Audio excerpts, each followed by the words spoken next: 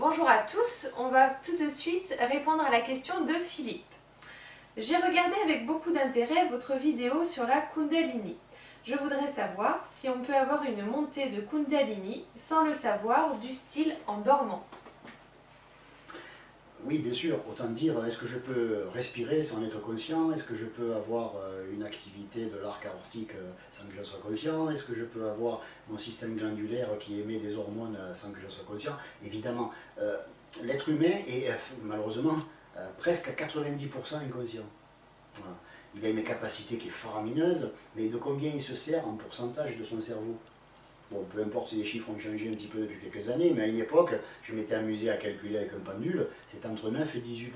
Et quand on était à 18%, bon, il y a 25 ans, hein, mais quand on est à 18%, c'est déjà pas mal pour l'époque. Bon, maintenant, peut-être que c'est monté à 22, je ne sais rien, hein, parce que les choses, de temps en temps, il faut réactualiser un petit peu. Mais je veux dire, ce que je veux dire, c'est que même si une personne se sert de 20% de ses capacités mentales, je trouve que c'est déjà pas mal, même pour l'époque, écoutez, voilà, ça sera déjà énorme de savoir qu'il y a 80% qui dort. Hein, voilà. Donc, bon, oui, est-ce qu'on peut avoir une montée de Kundalini pendant la nuit? Ben oui, pourquoi pas. À la limite, j'ai presque envie de dire que la personne a posé la seconde question. Elle aurait dû poser la première, parce que si elle pose cette question, c'est qu'il y avait quelque chose derrière qu'elle n'a peut-être pas osé dire, ou qu'elle ne veut pas dire de suite, et que peut-être qu'elle va faire, elle va poser en deux questions. Mais je veux dire par là qu'il est plus important, à mes yeux, de demander à Philippe, donc, oui. De demander à Philippe pourquoi il pose cette question, que la question elle-même. C'est pas que la question n'est pas intéressante, loin de là, mais j'ai envie de dire, je reste sur ma faim, moi, qui suis censé lui répondre, je reste sur ma faim, je me dis oui, et pourquoi? Voilà, pourquoi cette question? Parce qu'il est évident qu'il peut se passer tout et n'importe quoi, non pas pendant que nous dormons, mais pendant, à notre insu et en arrière-plan.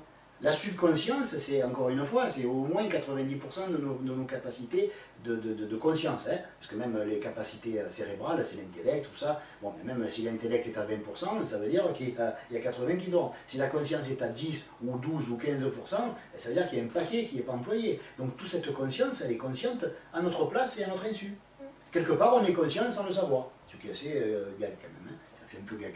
Voilà, je suis conscient, mais je n'en suis pas conscient. Voilà. Donc la subconscience ou l'inconscient, c'est toute cette partie qui fonctionne, mais à un niveau de conscience qui ne nous est pas accessible.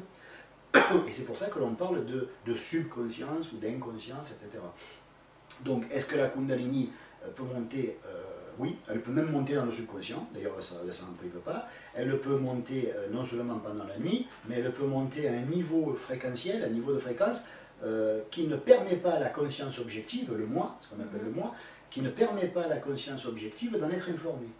Autrement dit, si on dit qu'à 90% des activités qui concernent l'être global, hein, ce qu'on dit l'être humain, c'est clair que ce n'est pas la personnalité qui a 10% de ses capacités, c'est l'être global. Hein, voilà.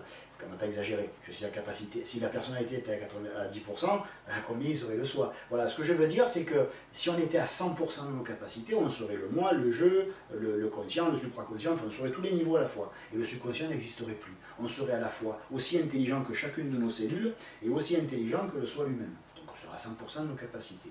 Or, notre être global, ce qu'on appelle, qui inclut le soi, hein, parce que nous sommes ce qui manque au soi pour être complet. Hein. Si lui, il est les 90% qui nous manquent, nous, on est les 10% qui lui manquent à lui. Donc notre être global, qui englobe le soi et le moi, hein, le plus haut, plus bas, les deux polarités, les deux pôles opposés, cet être-là, il fait les 100%. Donc dans cet être-là, dans cet être-té, dans cet être global, dans la conscience générale, il y a entre 10 et 20% maximum d'activité purement consciente. Tout le reste est inconscient.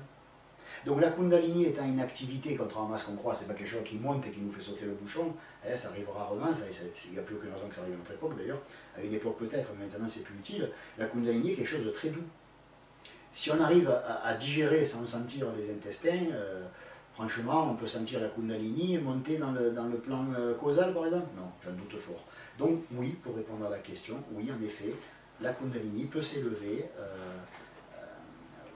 dans l'inconscient ou pendant que l'on dort. Autrement dit, on peut avoir une montée de Kundalini sans en être objectivement informé. Oui. Merci pour ta question et à bientôt.